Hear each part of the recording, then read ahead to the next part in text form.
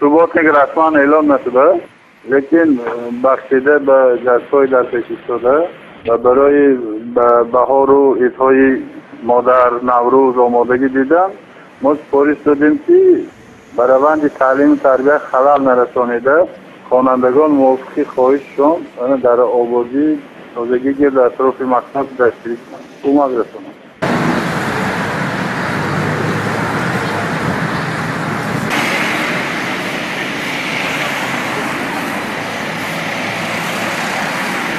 مکتب‌هایی که در دو بخش تفصیل به راه مانده شده یعنی خوانندگان در بخش دوم خوانندگی در بخش یکم در عین حال خوانندگانی که در بخش یکم میخوانند پس از درس خواهشمندانشان در تازگی آبادانی گرد و اطراف مکتب قلمرو مکتب و تازگی کارهای آبادانی مشغول است.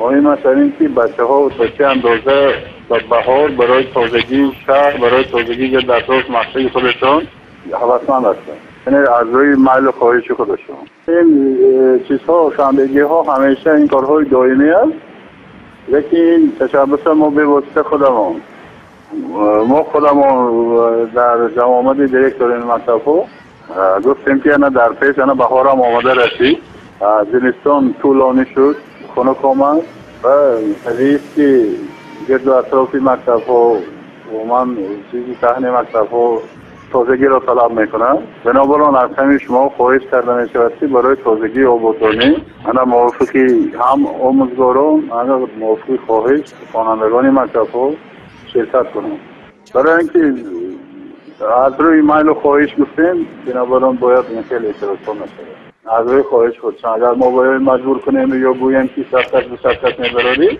کسی دیگر است یعنی صاف از روی خواهششان همین کارمندای خود ما هم همه برآمده اطراف که جایی که کار میکنند جایی که ادارهش هست برای تازگیش کوشش میکنند که این کار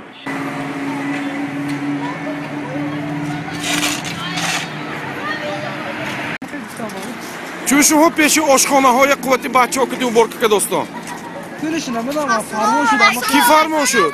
مکتب گفتن که همین سیفای خفت شی بید همین آشخانه ها خودشون تریتورش بار کند نمیشد می؟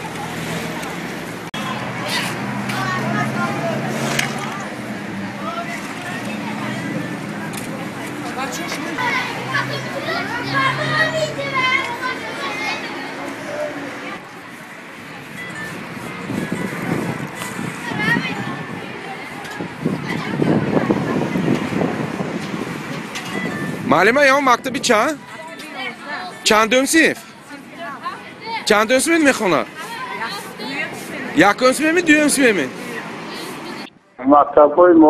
مکتب‌های ما همین هر یک مکتب حدود دارد حدود مکتب است یعنی قلمرو خودی مکتب حیثیت ند همون درآمد مکتب گرد و اطراف مکتب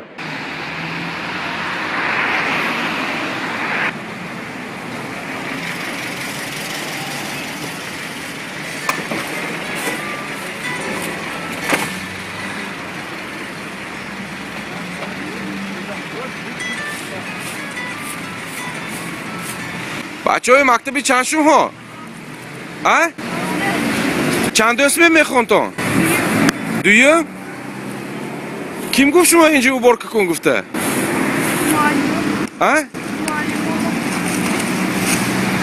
یکان صاحبه های منیمی دوکان ها مگزین ها شما یاردم داداست می؟ یکان تا منیمی مگزین ها یک معلوماتون کی؟